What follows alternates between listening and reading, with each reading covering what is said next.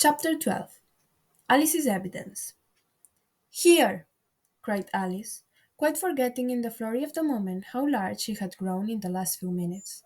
And she jumped up in such a hurry that she tipped over the jury box with the edge of her skirt, upsetting all the jurymen onto the heads of the crowd below. And there they lie sprawling about, reminding her very much of a globe of goldfish she had accidentally upset the week before. "Oh, I beg your pardon!"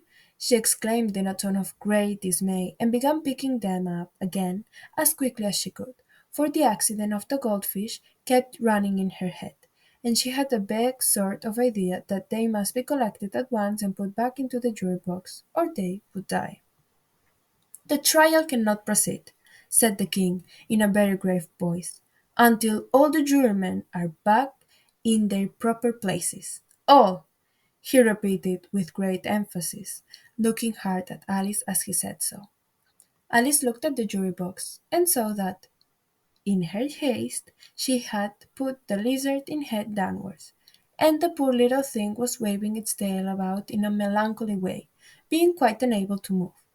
She soon got it out again, and put it right. "Not that it signifies much," she said to herself. "I should think it would be quite as much use in the trial one way up as the other." As soon as the jury had a little recovered from the shock of being upset, and their slates and pencils had been found and handed back to them, they set to work very diligently to write out a history of the accident, all except the lizard, who seemed too much overcome to do anything but sit with its mouth open, gazing up into the roof of the court. "What do you know about this business?" the king said to Alice. "Nothing," said Alice. "Nothing whatever?" persisted the king. "Nothing whatever," said Alice. "That's very important," the king said, turning to the jury. They were just beginning to write this down on their slates, when the White Rabbit interrupted. "Unimportantly, your majesty, means, of course," he said in a very respectful tone, but frowning and making faces at him as he spoke. "Unimportant, of course, I meant," the king hastily said, and went on to himself in an undertone. "Important, unimportant, unimportant, important," as if he were trying which word sounded best. Some of the jury wrote it down, important, and some unimportant. Alice could see this as she was near enough to look over their sleds. "But it doesn't matter a bit," she thought to herself. At this moment the king, who had been for some time busily writing in his notebook, cackled out in silence, and read out from his book, "Rule 42. All persons more than a mile high to leave the court." Everybody looked at Alice. "I'm not a mile high," said Alice. "You are," said the king. "Nearly 2 miles high," added the queen. "Well, I shan't go at any rate," said Alice. "Besides, that's not a regular rule. You invented it just now." "It's the oldest rule in the book," said the king. "Then it ought to be number 1," said Alice. The king turned pale, and shut his notebook hastily. "Consider your verdict," he said to the jury, in a low, trembling voice. "There's more evidence to come yet, please, your majesty," said the White Rabbit, jumping up in a great hurry. "This paper has just been picked up." "What's in it?" said the queen. "I haven't opened it yet," said the White Rabbit. "But it seems to be a letter, written by the prisoner to somebody." "It must have been that," said the king, "unless it was written to nobody, which isn't usually, you know." "Who is it directed to?" said one of the jurymen. "It isn't directed at all," said the White Rabbit. "In fact, there's nothing written on the outside." He unfolded the paper as he spoke, and added, "It isn't a letter, after all. It's a set of verses." "Are they in the prisoner's handwriting?" asked another juryman. "No, they're not," said the White Rabbit, "and that's the queerest thing about it." The jury all looked puzzled. "He must have imitated somebody else's hand," said the king. The jury all brightened up again. "Please, your majesty," said the knave, "I didn't write it, and they can't prove I did. There's no name signed at the end." "If you didn't sign it," said the king, "that only makes the matter worse. You must have meant some mischief, or else you would have signed your name like an honest man. There was a general clapping of hands at this. It was the first really clever thing the king had said that day. That proves his guilt, said the queen.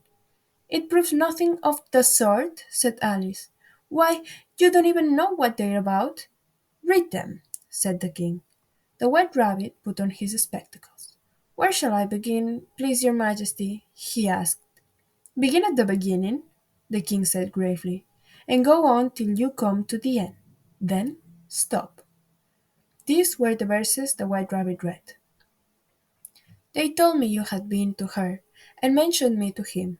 She gave me a good character, but said I could not swim. He sent them word that I had not gone. We know it to be true. If she should push the matter on, what would become of you? I gave her one, they gave him two. You gave us three or more. They all returned from him to you, though they were mine before. If I or she should chance to be involved in this affair, he trusts to you to set them free, exactly as we were. My notion was that you had been, before she had this fit, an obstacle that came between him and ourselves and it. Don't let him know she liked them best, for this must ever be a secret kept from all the rest, between yourself and me. That's the most important piece of evidence we've heard yet, said the king, rubbing his hands. So now let the jury. If any of them can explain it, said Alice. She had grown so large in the last few minutes that she wasn't a bit afraid of interrupting him. I'll give him sixpence. I don't believe there's an atom of meaning in it. The jury all wrote down on their slates. She doesn't believe there's an atom of meaning in it, but none of them attempted to explain the paper. If there's no meaning in it, said the king, that saves a world of trouble, as we needn't try to find any. And yet, I don't know, he went on, spreading out the verses on his knee, and looking at them with one eye. I seem to see some meaning in them, after all. Said I could not swim. You can swim, can you? He added, turning to the knave. The knave shook his head sadly. Do I look like it? He said, which he certainly did not, being made entirely of cardboard. All right, so far, said the king, and went on muttering over the verses to himself. We know it to be true. That's the jury, of course. I gave her one, they gave him two. Why, that must be what he did with the tarts. But it goes on, they all return from him to you, said Alice. Why, there they are, said the king triumphantly, pointing to the tarts on the table. Nothing can be clearer than that. Then again, before she had this fit, you never had fits, my dear, I think, he said to the queen. Never, said the queen furiously, throwing an inkstand at the lizard as she spoke. The unfortunate little Bill had left off writing on his slate with one finger, as he found it made no mark. But he now hastily began again, using the ink that was trickling down his face, as long as it lasted. Then the words don't fit you, said the king, looking round the court with a smile. There was a dead silence. It's a pun, the king added in an offended tone, and everybody laughed. Let the jury consider their verdict, the king said, for about the 20th time that day. No, no, said the queen. Sentence first, verdict afterwards. Stuff and nonsense, said Alice loudly. The idea of having the sentence first. Hold your tongue, said the queen, turning purple. I won't, said Alice. Off with her head, the queen shouted at the top of her voice. Nobody moved. Who cares for you? Said Alice. She had grown to her full size by this time. You're nothing but a pack of cards. At this, the whole pack rose up into the air and came flying down upon her. She gave a little scream, half of fright and half of anger, and tried to beat them off, and found herself lying on the bank, with her head in the lap of her sister, who was gently brushing away some dead leaves that had fluttered down from the trees upon her face. Wake up, Alice dear, said her sister. Why, what a long sleep you've had. Oh, I've had such a curious dream, said Alice, and she told her sister, as well as she could remember them, all these strange adventures of her that you have just been reading about. And when she had finished, her sister kissed her and said, "It was a curious dream, dear, certainly. But now run into your tea, it's getting late." So Alice got up and ran off, thinking while she ran, as well she might, what a wonderful dream it had been. But her sister sat still just as she left her, leaning her head on her hand, watching the setting sun, and thinking of little Alice and all her wonderful adventures till she too began dreaming after a fashion. And this was her dream. First, she dreamed of little Alice herself, and once again the tiny hands were clasped upon her knee, and the bright eager eyes were looking up into hers. She could hear the very tones of her voice, and see that queer little toss of her head to keep back the wandering hair that would always get into her eyes. And still, as she listened, her or seemed to listen, the whole place around her became alive with the strange creatures of her little sister's dream. The long grass rustled at her feet as the white rabbit hurried by. The frightened mouse splashed his way through the neighboring pool. She could hear the rattle of the teacups as the March Hare and his friends shared their never-ending meal, and the shrill voice of the queen ordering off her unfortunate guests to execution. Once more the big baby was sneezing on the Duchess's knee, while plates and dishes crashed around it.